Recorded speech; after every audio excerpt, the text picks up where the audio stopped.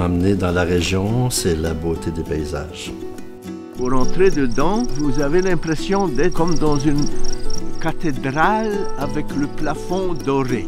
Il y a de la vigne, il y a de l'agriculture à petite échelle, fait que c'est intéressant. Le paysage, il se maintient.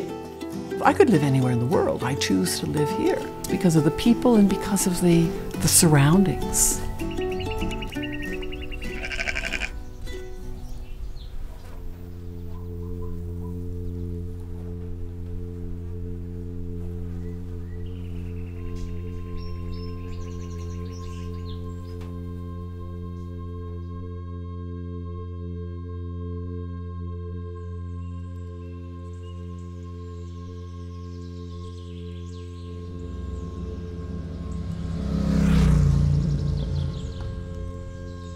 Moi, je veux voir loin. Et je veux voir dans le silence aussi. Ça fait 50 ans, à peu près dans ce temps-ci, que j'habite cette maison. Quand je suis venu ici pour la première fois, je me suis tourné puis j'ai vu le mont Pinard. Oh, la vue! Je suis devenu peintre, naturellement, mais c'est le poète qui a besoin d'avoir une vue globale. Pour faire un pléonasme, avoir une vue générale sur l'ensemble de la totalité, totalisant totalement le tout. Donc ici, avoir la vue de la splendeur d'une montagne qui me donne un sentiment de sécurité. C'est que ce sentiment que j'ai de force, de stabilité, c'est mon point d'ancrage.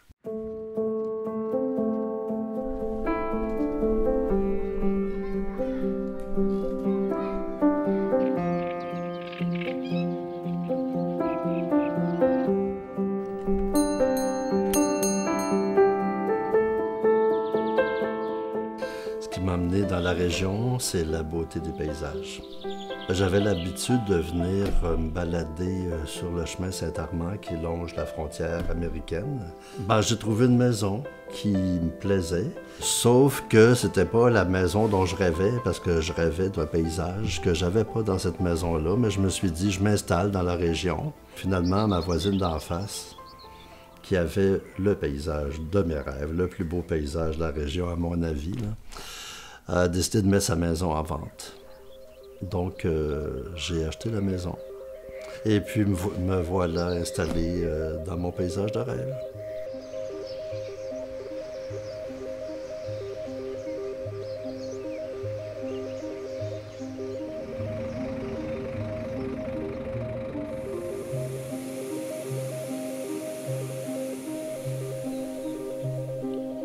Nous autres, on est une des seules terres agricoles de Bedford, dans le fond. Bedford étant vraiment assez résidentiel. Plein de petits coins, c'est assez mélangé, un peu comme type d'architecture. Puis c'est entouré de canton de Bedford, qui est une municipalité séparée, qui le borde. Moi, ce qui m'attire dans le paysage, ben, la lumière va toujours y être pour beaucoup. Je sais pas, c'est l'ambiance qui est créée, là. On sent... Des fois, c'est pas précis, mais c'est l'ambiance qui réussit à être créée. Puis des fois, c'est un moment particulier qui fait que tu passes là, mettons, à l'automne. Puis...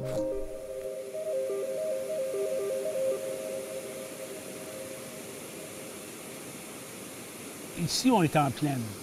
Un peu plus loin, les premiers vallonnements des Appalaches commencent, mais ici, on est vraiment en plaine.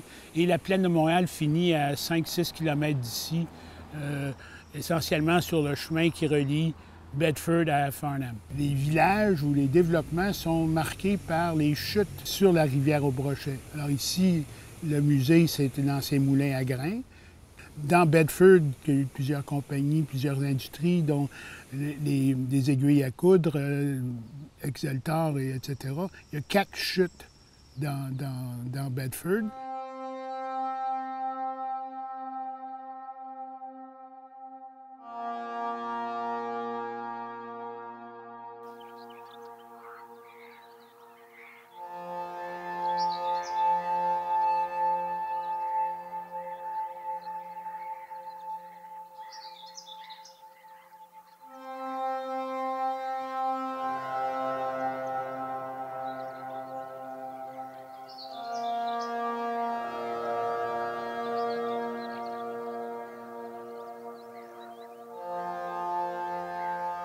J'habite Cowansville depuis 2008. Je travaille un peu comme conservatrice, on peut dire, au musée Brock. C'est moi qui m'occupe de la collection du musée Brock, dans laquelle, évidemment, il y a des tableaux importants par rapport à la région.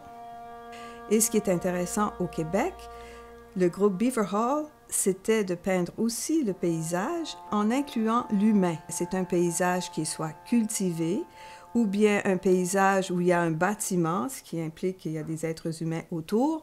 Bien, souvent, c'est inspiré soit de villages autour, comme nous avons un tableau sur Foster Village, nous avons le tableau de A.Y. Jackson et sur Bolton Glen. C'est un paysage qui est plus européen, justement parce que c'est cultivé. Comme le Québec est beau, à Saint-Armand-les-Vents, j'ai planté mon bureau en plein milieu des champs.